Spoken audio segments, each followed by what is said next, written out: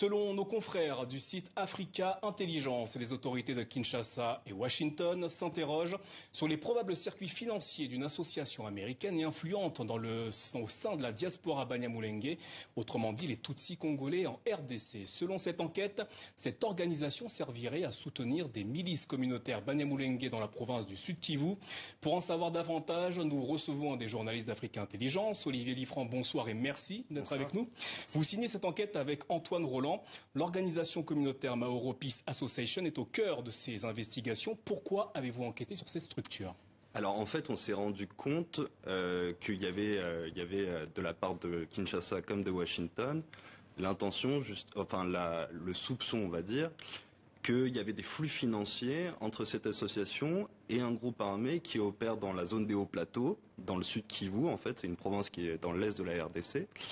Et petit à petit, on s'est rendu compte en fait que depuis au moins 2020, les services de sécurité congolais comme les services de sécurité américains, notamment le FBI, en fait, avaient connaissance justement d'informations, d'éléments d'information, parce que voilà, la chose n'a pas été judiciarisée pour le moment, qui indiquaient justement de probables transferts d'argent justement entre cette association qui est basée à Dallas et ce groupe armé qu'on appelle les Twirwaneho.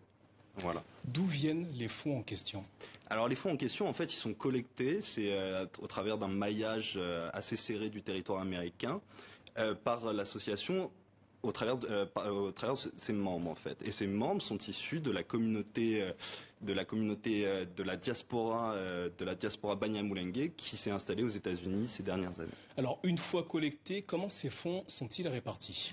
Alors c'est là où ça devient assez complexe et c'est quelque chose sur lequel butent à la fois les services de sécurité congolais comme américains parce que c'est un circuit qui est assez compliqué parce que l'argent en fait transite à travers un réseau de mutualités Banyamulenge qui sont installées que ce soit dans l'est de la RDC, à Goma, Bukavu, ou alors dans les pays de la région des Grands Lacs. Donc c'est à Bujumbura, c'est en Ouganda, c'est au Rwanda, etc.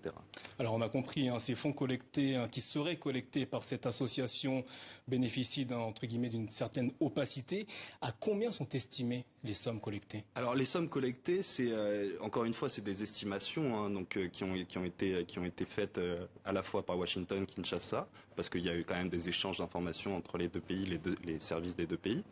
Et en l'occurrence, on estime que depuis 2020, ça serait au moins 1,5 million de dollars qui auraient transité en fait depuis les États-Unis jusque dans les hauts plateaux dans le sud Kivu.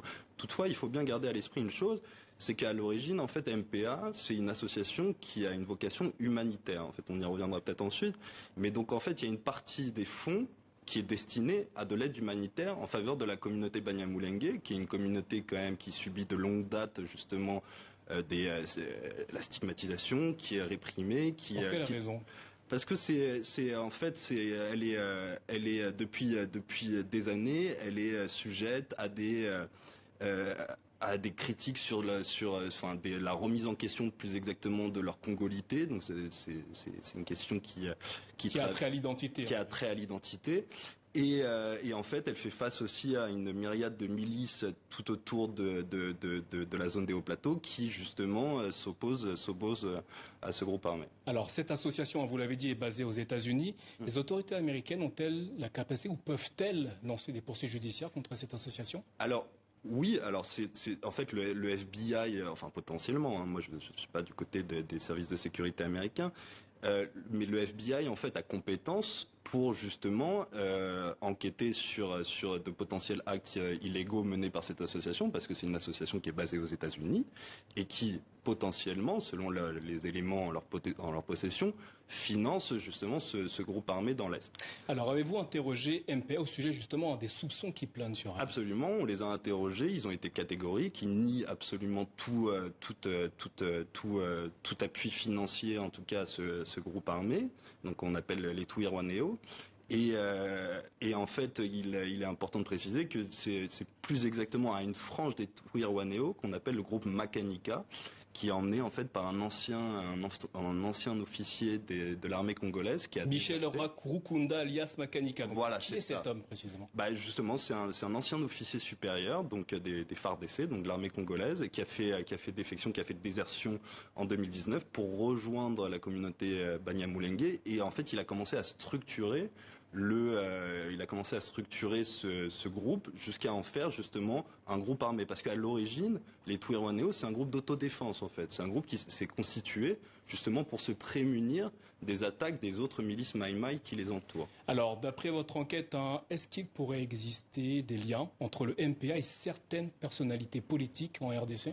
Alors c'est des soupçons en fait qui sont assez récurrents, mais alors certaines personnes, notamment côté Kinshasa, mais également les Américains émettent certaines interrogations là-dessus. C'est des liens avec un député national qui s'appelle Moïse Nyarugabo, pardon, excusez-moi. Et ainsi qu'un ancien ministre et ancien vice-président de la RDC qui s'appelle Azarias Ruberwa.